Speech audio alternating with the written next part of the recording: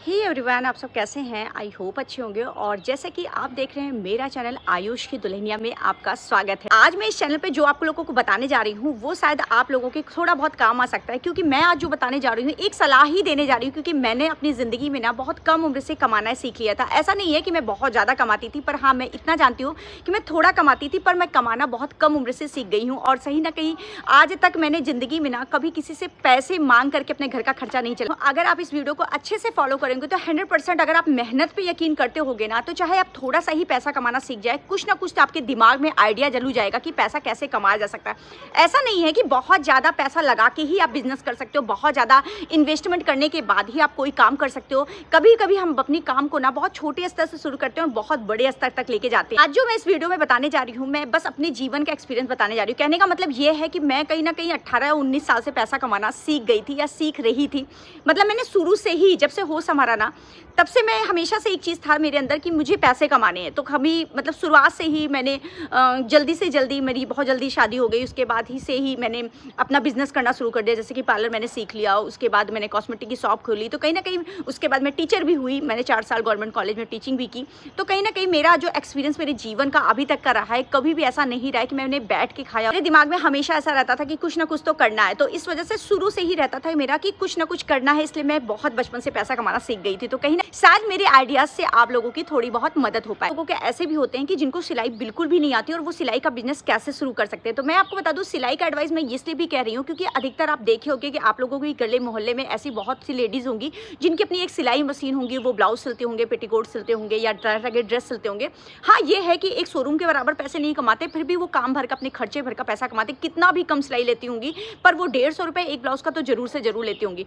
मगर ऐसा होता है कि कभी कभी बहुत लोग ऐसे भी होते हैं कि जो सिलाई सीख के भी नहीं सीख पाते हैं। उस सिचुएशन में आप कैसे पैसे कमा सकते हो? बहुत लोग ऐसा होता है ना कि हाँ, हम सीखने गए पर फिर भी मैं सीख नहीं पाई, और उसके बावजूद, क्योंकि ये चीज़ प्रॉब्लम मेरे यहाँ भी आती है। बहुत लोग मेरी शॉप पे हैं और मेरी शॉप से जुड़ी हुई हैं, बहुत महिलाएं जुड़ी हुई हैं। तो मैं आपको बता दूं कि उनके साथ यही प्रॉब्लम है कि कुछ लोग को तो जो सिलाई आती है उनको तो मैं अपने शॉप से उनको काम दिला देती हूँ। जैसे कि मैं उनका मतलब कपड़े ले लेती हूँ, मतलब लोगों के मोहल्ले के लोगों का कपड़ा ले लेती हूँ और मैं उनको फ़ोन करके बोल देती हूँ, भाई हाँ भाई, तुम्हारा ब्लाउज़ का कपड़ा आ चुका है या तुमको कपड़े का काम आ चुका है और तुम आके लेके जाओ। तो वो अपना सिल देती हैं, इससे उनको काम भी मिल जाता है और मेरे यहाँ लोगों को, मतलब कस्टमर को भी एक मदद मिल जाती है कि हाँ भाई, मेरे यहाँ कपड़े दे के गई हैं, उनको भी मदद मिल गई, दर दर नहीं भटकना है सिलाईने के लिए, और सामने वाले को भी काम मिल गया कि वो सिलाई करके अच्छा खासा उसको हर दिन 2-4 ब्लाउज सिलने को मिल जा रहा है।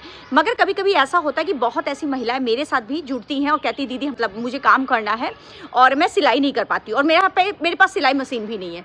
तो ऐसे सिचुएशन पे मेरे पास 1-2 महिलाएं ऐसी भी जुड़ी हैं जिनको सिलाई नहीं आती। तो मैंने कैटेगरी बांध रखी। कैटेगरी का मतलब ये है कि जिनको ब्लाउज बहुत परफेक्ट सिलना आता है, उनको मैं जो बड़े कस्टमर आते हैं उनका कपड़ा उनको दिलवा देती हूँ। जैसे कुछ लोग ऐसे होते हैं, कस्टमर होते हैं जो बहुत पैसा नहीं देना चाहते, वो 100 ही रुपए में, 150 रुपए में ब्लाउज सिलवाना चाहते हैं। तो जो उससे कम अच्छा सिलती है लड़की, मैं उसको काम देती है। तो वो हर महिला पार्लर जाती होगी, चाहे वो गरीब घर की होगी चाहे अमीर घर की होगी। दिमाग में अब आप लोगों की ये आएगा कि यार, पार्लर खोलने के लिए तो मुझे बाहर दुकान खोलना पड़ेगा, ये करना पड़ेगा, वो करना पड़ेगा। तो मैं बिल्कुल एडवाइस नहीं करूंगी, क्योंकि मैं आपको बता दूं, जब मैंने स्टार्ट किया था पार्लर, तो बिलीव करो मैंने 2000 से स्टार्ट किया था। 2000 रुपए लगा के मात्र पार्लर स्टार्ट किया था।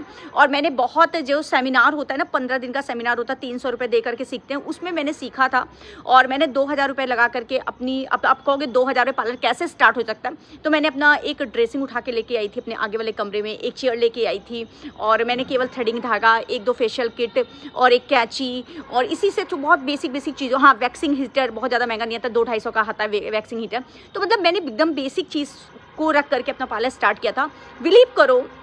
बिलीव मानो, जिस दिन आपका काम अच्छा होगा ना, आप चाहे जितना बेसिक पार्लर स्टार्ट करोगे, पर आपका पार्लर आप 6 से 8 महीना उसको, मतलब आप एकदम छोड़ दो, रिलैक्स छोड़ दो, पैसे कमाने के लिए नहीं, बस आप अपने काम को दिखाओ लोगों को। धीरे धीरे करके जब आपका काम अच्छा हो जाता है तो आपके पास काम भी आता है। आप चाहे दुनिया के किसी भी कोने होंगे, लोग आपको ढूंढ के पहुंचेंगे और आपके पार्लर में काम भी कराएंगे, और आपको कहीं बहुत ज़्यादा शोरूम और कहीं हाईवे पे दुकान लेने की कोई ज़रूरत नहीं है। जब आपका काम होता है, जब आपकी पहचान होती हो, और जो, जैसे कि सपोज करिए कि किसी की सिटी में आपकी सिटी में 25 रुपये थ्रेडिंग का है, और जब आप 20 रुपये लेंगे ना, तो लोग घूम करके आपके पार्लर आएंगे।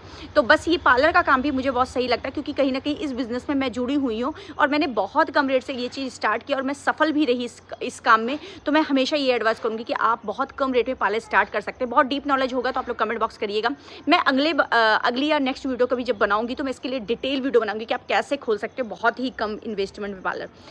थर्ड, आपको अगर पार्लर का बिल्कुल भी हुनर नहीं है, आपको सिलाई का भी बिल्कुल हुनर नहीं है, तो आप अपने बिजनेस में कॉस्मेटिक शॉप को रख सकते हैं कि जो महिला भी चला सकती है और पुरुष भी चला सकता है। मेरा कहने का मतलब ये है कि जैसे कि आपका कोई भी घर, आपका घर है या कुछ भी है, आप बेसिक चीज़ अगर अपने घर में अगर बेचते हो, जैसे सपोज करो कि कॉस्मेटिक में क्या होता है ना, आपको मार्जिन भी अच्छी मिलती है, आपकी चीज़ें एक्सपायर होने का ज़्यादा डर नहीं होता। जैसे आपका जैसे जनरल स्टोर है, जनरल स्टोर में दिक्कत क्या होता है कि यहाँ पे आपकी एक्सपायर बहुत ज़्यादा चीज़ें होती हैं, जैसे आपके खाने की चीज़ें बहुत जल्दी एक्सपायर हो जाती हैं, या आपके दाल चना ये चीज़ होती है, अगर 1 महीना रख दो, स्टोर करके रख दो तो कीड़े पड़ जाते हैं। पर कॉस्मेटिक ऐसा नहीं होता, अगर आप ठीक से मैनेज करके एक्सपायरी, क्योंकि इसकी 4-4 5-5 साल की एक्सपायरी होती है, तो आप कॉस्मेटिक का भी काम अपने घर से चला सकते हो और काफ़ी अच्छा बिजनेस है। मैं आपको बताऊँ, मेरे घर में हो रहा है, इसलिए मुझे बहुत अच्छा एक्सपीरियंस है। तो आप अपना मतलब महिलाओं की ज़रूरत के जितने भी सामान होते हैं, जो आपके मोहल्ले में जो आपको लगता हो कि सबसे ज़्यादा नीड होती है जैसे चीज़ों की, जैसे आप क्रीम को रख सकते हैं, आप लिपस्टिक, बिंदी, क्या बोलते हैं, महिलाओं का पैड है और पैंटीज है, अंडरगारमेंट्स है, और क्या बोलते हैं, मतलब बहुत तरह तरह का, जैसे काजल है, सुहाग, हर 2 महीने पे कोई ना कोई पूजा होती है, सुहाग की चीज़ें चढ़ती हैं, फाल, पीको, तो लोग करने के लिए आपके घर से दुकान से फॉल लेके जाएंगे, अस्तर लेके जाएंगे। तो इस तरीके से आप कॉस्मेटिक को मल्टीपल टाइप की दुकान बना करके आप अपने घर में खोल सकते हैं, जिससे कि आपकी अच्छी खासी इनकम हो जाएगी। मैं आपको कह रही हूँ, अगर आप स्टार्ट करोगे ना, तो आप 3 ही 4 महीने के अंदर अपने घर में, चाहे आपका घर कितना भी अंदर होगा, पर आपका 20 से 25 हज़ार रुपये कहीं नहीं गया, आप अच्छा खासा इससे अच्छा खासा अर्न कर पाओगे। अब मैं आपको बता दूं कि अब तीसरा बिजनेस मैं आपको ये सजेस्ट करूंगी कि अगर आपको कुछ करना है तो आप इसी स्मार्टफोन पे, अगर आपके पास ये स्मार्टफोन है तो आप एक काम और कर सकते हो। अगर आप यूट्यूबर और इन्फ्लुएंसर नहीं बनना चाहते हैं, या सपोज करिए आपका इंस्टाग्राम और यूट्यूब नहीं चल पा रहा है, तो आप अपना खुद का पेज बना करके भी आप पैसे कमा सकते हो। पेज बनाने का मतलब ये है कि इसी स्मार्टफोन पे आप अपना एक अच्छा सा इंस्टाग्राम पे पेज बनाइए और फेसबुक पे एक पेज बनाइए, जिसमें क्या होता है, एक मतलब ग्रुप होते हैं, मतलब वेंडर से आप अपना संपर्क करिए। वेंडर का मतलब होता है फैक्ट्री के जो फैक्ट्री से जो साड़ियाँ होती हैं, कपड़े होते हैं, वो डायरेक्ट आप लोग को टाई अप करेंगे और वो आपको कैटलॉग का पूरा फोटो भेजेंगे, जिससे आपका उसमें कुछ मार्जिन होगा। और वो पेज इंस्टाग्राम पे एक आईडी बनाइए जिसको प्राइवेट रखिए, और आपको फिर आप जाके बाद में इन्फ्लुएंसर से ऐड करवा करके कि भाई मतलब मैं आप उनको, जैसे हम लोग करते नहीं, हम लोग पेज ही का तो ऐड करते हैं, एक तरह देखा जाए तो। देखा जैसे ये ड्रेस पहने, सपोज करो ये किसी पेज से होता है, तो हम लोग इंस्टाग्राम बोलते नहीं कि फलाना पेज से आया है, तो उस तरीके से पेज आप लोग जनरेट करिए इन्फ्लुएंसर से। मतलब खाली आप लोग मतलब उनसे कॉन्टैक्ट करके उनसे ऐड करा लीजिए अपने कपड़ों का, और फिर धीरे धीरे करके जब आप लोग उनको देखेंगे पहना हुआ, तो लोग आपकी पेज से ऑर्डर करेंगे, तो उसमें जो बीच की मार्जिन होती है वो आप उससे पैसे कमा सकते हो। तो पेज बनाना भी एक अच्छा सजेशन है, आप इसको घर बैठे कर सकते हो। और खासतौर से ये भी है कि आप आपको अपना काम भी कर रहे हो, पैसे भी कमा रहे हो, और आप अपना फेस भी नहीं रिवील कर रहे हो, तो आपका अच्छा खासा ये बिजनेस चल सकता है। चाहे आप कपड़ों का बिजनेस कर लीजिए पेज बना के, चाहे आप चूड़े का बिजनेस कर लीजिए, चाहे आप ज्वेलरी का बिजनेस कर लीजिए, चाहे आप किसी भी चीज़ का, मतलब पेज आप किसी भी चीज़ का बना सकते हैं। आपके घर में अगर किसी कोई व्यवसाय हो रहा है, जैसे अचार का व्यवसाय हो रहा है, आप अचार का पेज बना लीजिए। आप किसी भी चीज़ का सोशल मीडिया पे पेज बना सकते हो, पेज बना के भी आप अच्छा खासा अर्न कर पाते हैं। यहाँ पे लोग 2-2 लाख रुपए भी पेज बना के अर्न करते हैं। तो ये भी एक आइडिया है। अगर पेज बनाना नहीं आता होगा तो आप लोग यूट्यूब पे सर्च कर सकते हैं कि इंस्टाग्राम पे अपना पेज कैसे बनाएं और कैसे अपने बिजनेस को स्टार्ट करें। इसके बाद मैं आपको एक एडवाइस कर सकती हूँ, जैसे कि मेरे मोहल्ले में 1-2 लोग ऐसे भी हैं कि जो लिज्जत पापड़ जो होता नहीं, आप लिज्जत पापड़ खाते होगे, उसका भी मतलब उसका भी काम वो लेकर के, थोड़ा साउंड हो रहा है इग्नोर करिएगा, तो उसका भी काम लेकर के वो घर में करती है। आप सोचोगे लिज्जत पापड़ में कैसे आप कमा सकते हो, तो मैं आपको बता दूं, यहाँ पे फैक्ट्री होती है, हर जिले में अपनी एक लिज्जत पापड़ की फैक्ट्री होती है। वहाँ से आपको पापड़ का पूरा मटेरियल मिलेगा और किलो के भाव में आपको वजन करके दे देंगे। तो उसमें एक रेशियो होता है कि इतने किलो में इतने पापड़ लगभग निकल जाते हैं, तो वो उनको देते हैं, और वो उतने पापड़ अगर बना के देते हैं तो पर किलो के हिसाब से 50 रुपये या 60 रुपये ऐसा उन लोग, मतलब कंपनी वाले उनको देते हैं, पेमेंट करते हैं। जैसे सपोज करो कि मुझे पापड़ बनाना है, तो मैं उनकी कंपनी में जाऊंगी, 1 किलो का जितनी मेरी कैपेसिटी है एक दिन में बनाने की, तो मैंने जैसे 1 किलो का आटा उनके यहाँ से ले आया पूरा, मतलब उनकी सामग्री लेके आई। उसके बाद मैंने 1 किलो का पापड़ बना दिया उनका, सुखा करके, और उनके वहाँ पर ले जाके तौला दिया, तो उसका मुझे 50 रुपये मिल जाएगा। तो ये भी एक अर्निंग करने का एक सूत्र है। अगर आप करना चाहते हो तो आप कर सकते हो, क्योंकि मेरे वहाँ पे मोहल्ले में 1-2 लोग ऐसे हैं जो लिज्जत पापड़ में इस तरीके से वो घर में लाके पापड़ बनाते हैं, और पापड़ बना के उसके बाद वहाँ पे ले जाके वेट कराते हैं। जिस हिसाब से वेट होत कराते हैं, चाहे तो आप डेली पैसा लीजिए और चाहे तो आप मंथली पैसा ले लीजिए। तो आपकी सिटी में ऐसा कुछ है कि है, आप लोगों को नॉलेज है कि नहीं है, ये आप लोग जरूर कमेंट करके बताइए। आप घर बैठे और भी कुछ करना चाहते हो तो इस तरीके से भी कर सकते हो। बहुत लोगों का इंटरेस्ट आर्ट में होता है। अब बहुत लोगों को सोचोगे कि आर्ट से मैं कैसे कमा सकता हूँ, तो मैं आपको बता दूँ, मेरे हस्बैंड, मैं खुद अपने हस्बैंड का बता रही हूँ, मेरे हस्बैंड मुझे बताते थे कि जब मेरी उनसे शादी नहीं हुई थी, मतलब वो जब 10th और 12th में थे, तो वो बताते थे कि उनकी आर्ट, मेरे हस्बैंड की आर्ट बहुत बहुत ज़्यादा अच्छी है। तो वो स्टेशनरी मतलब एक भैया थे, वो जानी पहचानी थी, वो स्टेशनरी पे मतलब उनका स्टेशनरी का दुकान था। तो वहाँ पे मेरे हस्बैंड ने बता दिया था कि अगर भैया कोई भी अगर मतलब क्राफ्ट मतलब जैसे होता नहीं वो बनाने को आता है, कोई प्रतियोगिता होती है तो आपको जैसे कि कोशिका बनाने को आ गया, थर्माकोल का प्रोजेक्ट बनाने के लिए आ गया, या फाइल लिखने के लिए आ गया, या फाइल की ड्राइंग लिखने के लिए आ गया, तो मेरे हस्बैंड क्या करते थे वहाँ पे जा करके उनको बोल दिए थे, तो वो भैया मेरे हस्बैंड को मतलब फाइल लिखने के लिए पूरा दे देते। तो मेरे हस्बैंड 2 दिन में 3 दिन में वो फाइल पूरी लिखते थे और बताते थे। मेरे हस्बैंड खुद ही बताते थे, कहते थे कि मैं जब ले जाके फाइल देता था तो वहाँ से मैं उस फाइल का जैसे जो भी उस समय चार्ज था, मुझे तो इतना नहीं पता है, मगर जो चार्ज था वो ले लेते थे। और कभी कभी ऐसा तो चार्ट पे मतलब जैसे डिज़ाइन बनाने को मतलब जैसे होता नहीं प्रोजेक्ट बनाने के लिए आ जाता था, तो वो भी वो लेते थे और वो प्रोजेक्ट बना के जब वहाँ पे स्टेशनरी भी दे देते तो वो कस्टमर से पैसा लेकर मेरे हस्बैंड को पेमेंट कर देते थे। तो ये भी एक जरिया है कि अगर आपकी ड्राइंग बहुत अच्छी है तो आप इस तरीके से किसी की फाइल लिख करके, आप किसी का प्रोजेक्ट लिख करके या आप प्रोजेक्ट का काम कर करके आप घर बैठे पैसे कमा सकते हो और विदाउट मतलब इन्वेस्टमेंट, मतलब केवल आप अपने टैलेंट से ही पैसे कमा सकते हो। अगर सारी बात की जाए तो अगर मेहंदी की बात ना की जाए तो बेकार है। तो अगर आपको मेहंदी लगाने का टैलेंट अगर है, मतलब बहुत लोग ऐसा होता है ना कि बहुत लोगों को बहुत अच्छी मेहंदी लगानी आती है या सो भी आती है। अगर आपको मेहंदी लगानी आती है तो बहुत लोग ऐसा करते हैं ना कि करवा चौथ का समय होता है या लगन का सीज़न होता है, बहुत लोगों को मेहंदी पूरे मोहल्ले में ही रहता ना कि मुझे मेहंदी लगा दो, मुझे मेहंदी लगा दो, मुझे मेहंदी लगा दो। तो उसमें आप अपनी वैल्यू बढ़ाने के लिए आप उसमें चार्ज रख सकते हो। इसमें बुरा मानने वाली डियर बात नहीं है। अगर आपको अच्छी मेहंदी लगानी आती है या आपको सो भी आती है, अगर ठीक ठाक आप फिनिशिंग से लगा लेते हो तो आप मेहंदी लगाने में भी आपका पैसा बहुत ज़्यादा खर्च नहीं होगा। जो भी आपका कीप का पैसा होगा बस वही खर्च होगा।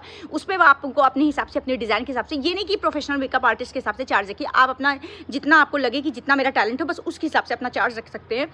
और आपके यहाँ जैसे आपके मोहल्ले में किसी का शादी पड़ी है या किसी का कुछ भी है, नहीं ब्राइड को लगा रहे हैं आप, मतलब इतनी खूब सुंदर मेहंदी आपको लगानी नहीं आती, ब्राइड को नहीं लगा, पर साइड लड़कियों को, साइड महिलाओं को तो आप मेहंदी लगा सकते हो ना, उसका चार्ज तो आप जोड़ सकते हो ना। तो आप मेहंदी अगर लगाने का टैलेंट है तो अब भी आपके पास अच्छा खासा पैसा है घर बैठे पैसे कमाने का।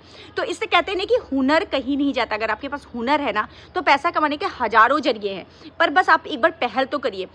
दूसरी बात डियर मैं ये भी कहना चाहूँगी कि कहते हैं ना कि कोई काम दुनिया में छोटा बड़ा नहीं होता है। लोग यहाँ पे क्या बोलेंगे, लोग समाज क्या बोलेगा कि फलानी बिटिया ये करी है, फलानी की बहू ये करी है, पर समाज आपका खर्चा चलाने नहीं आ रही है। मतलब आप समझिए, आप कोई चोरी नहीं कर रहे हो, आप किसी की पॉकेट नहीं मार रहे हो, आप किसी का डाका नहीं डाल रहे हो, आप मेहनत करके पैसे कमा रहे हो। इसलिए कभी भी आप मेहनत करके पैसे कमाइए ना, कौन क्या कहता है परवाह बिल्कुल मत करिएगा।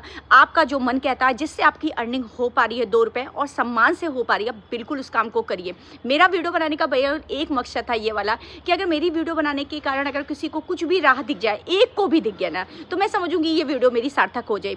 और मेरा एडवाइस जानती ज़्यादातर क्या रहता है ना कि मैं भी हमेशा ये चाहूँगी, क्योंकि मैं शुरुआत से बहुत नॉर्मल से ही उठी हूँ, तो मैं हमेशा ये चाहूँगी ना कि कभी भी आप बहुत ज़्यादा पैसे लगा के फंसिए ना। मैं कभी एडवाइस नहीं करती हूँ, चाहे यूट्यूब से लेकर के चाहे ऑफलाइन तक का बिजनेस होगा, मैं कभी किसी को एडवाइस नहीं करती हूँ कि आप बहुत ज़्यादा पैसे लगा के आइए। बिज़नेस देखिए, मैं आपको बताऊं, बिज़नेस का एक फंडा ये होता है कि अगर बहुत लोगों को लगता है ना कि लाख रुपए 2 लाख रुपए लगाने के बाद मैं पार्लर खोलूँगी, आपको मैं बता रही हूँ 2-2 लाख लगाने के बाद, छोड़िए 2-2 लाख 3-3 लाख सीखने के पास, मेकअप आर्टिस्ट के पास सीखने के बाद भी ना उनका मेकअप में ना लोग कमियाँ निकाल देते हैं। और मैं आपको बता दूँ वो इतना बेकार मेकअप करते हैं ना कि आप सामने से देख भी नहीं पाओगे। तो इससे ये मत माइंड में मत भरिएगा कि मेकअप आर्टिस्ट के पास जाओगे तभी आप बहुत अच्छा मेकअप कर सकते हो।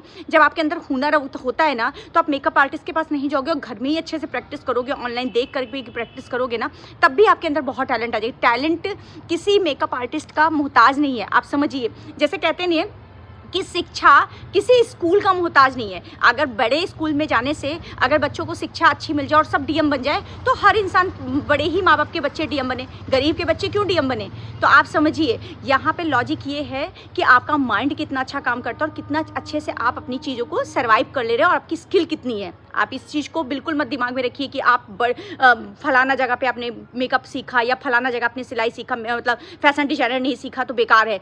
आप कहीं कुछ मतलब आप अपना ज्ञान ना इसी घर के अंदर करिए। और जब आप धीरे धीरे करके अपना ज्ञान करोगे और आपका ज्ञान जब फैलेगा ना समाज में ना, तो बहुत नाम कमाओगे। शुरुआत में दिक्कत होती है, मैं आपको बता दूं, मैं अपना एक्सपीरियंस बता रही हूँ। जब मैंने शुरू में पार्लर खोला था तो मैंने जब आपको बताया नहीं थोड़ा शॉर्ट टर्म टाइम में कि मैंने जब बहुत स्टार्टिंग में पार्लर खोला था, जब मैंने बिल्कुल एकदम स्टार्ट में किया था पार्लर का, मतलब ड्रेसिंग रख करके और पार्लर मतलब कुर्सियाँ रख के, तो बहुत लोग ऐसे भी थे जो मेरे पीठ पीछे लोगों ने कहा कि ये क्या पार्लर चलाएंगी, इनकी बसों की बात है पार्लर चलाना। उनको ये नहीं पता था कि उस समय कि शायद जो लाइन वो बोल रहे हैं वही कुछ दिन बाद मेरे अच्छे कस्टमर में होने वाले हैं। तो ऐसा मैंने सुना था और किसी ने मुझे बताया भी था, पर मैंने उस चीज़ को उस समय इग्नोर कर दिया। मैंने कहा अपने मन में बस ये सोचा कि बस सृष्टि तुझे हाथ का कला दिखानी है। और आपको मैं बता दूँ, जब हाथ में कला होती है और जब आप चार्ज अपना कम रखते हो ना, तो लोग दौड़ते भागते हुए आपके पास आते हैं। तो इसलिए हमेशा मैं एक चीज़ कहूँगी कि मेहनत पे विश्वास रखिए और महादेव पे विश्वास रखिए। ये 2 चीज़ों पे विश्वास रखिए, 100% सफल होंगे।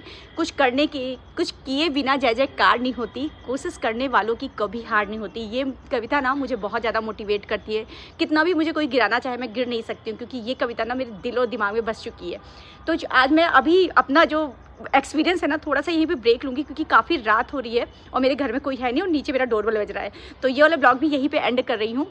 वैसे मेरे पास और भी आइडियाज़ हैं, मगर ये वाला ब्लॉग यहीं पे एंड करती हूँ। मिलते हैं नेक्स्ट ब्लॉग में। Bye bye. अगर वीडियो अच्छी लग रही हो तो लाइक से सब्सक्राइब जरूर करना है।